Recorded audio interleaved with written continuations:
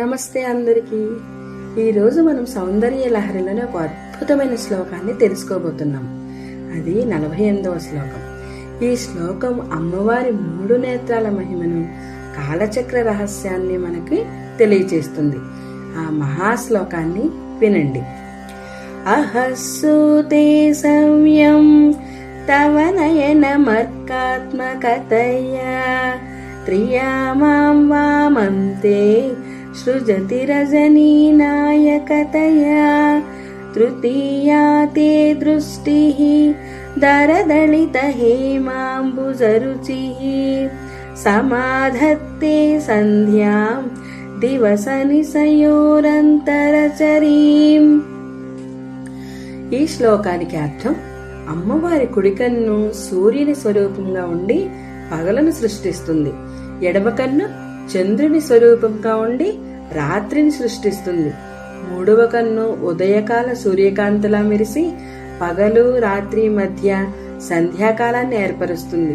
అంటే అమ్మవారి 3 నేత్రాల వలె కాలచక్రం డే నైట్ ట్విలైట్ల అలా సాగేలా ఉందని దీని భావం. మరి దీని వివరణ ఈ శ్లోకంలో ఆదిశంకరాచార్యులు అమ్మవారిని కాల నియంత్రణిగా చూపించారు. అంటే కుడి కన్నుని సూర్యుడి అంటే శక్తి, జ్ఞానం, కర్తవ్యం అని. మరి ఎడమ కన్ను చంద్రుడు అంటే శాంతి, కరుణ, విశ్రాంతి అనేది మనకు గుర్తొస్తాయి. మరి 3వ కన్ను అగ్ని, ఉదయకాంతి. అంటే ఇది సమతుల్యత, మార్పు అన్నమాట. ఇది ఇక్కడ ఒక గొప్ప తత్వం ఉంది.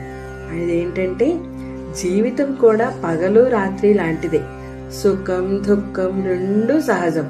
కానీ వీటి మధ్య సంధ్య అంటే సమతుల్యత అనేది చాలా అవసరం. అమ్మవారి నేత్రాలు కేవలం కళ్ళే కాదు, అవి సృష్టి, స్థితి, లయలను కూడా సూచిస్తాయి. మరి ఇప్పటి జనరేషన్ దీని నుంచి ఏం నేర్చుకోవాలి అంటే, ఇప్పటి కాలంలో మనం చాలా స్ట్రెస్, కాంపిటీషన్, టెన్షన్స్ లో ఉంటున్నాము. ఈ శ్లోకం మనకి చెబుతుంది బ్యాలెన్స్ ఈజ్ ఇంపార్టెంట్. అంటే పని మాత్రమే కాదు, విశ్రాంతి కూడా అవసరం. ఎమోషనల్ కంట్రోల్, కోపం వచ్చినా బాధ వచ్చినా మధ్యలో సంధ్య లాంటి శాంత స్థితి ఉండాలి.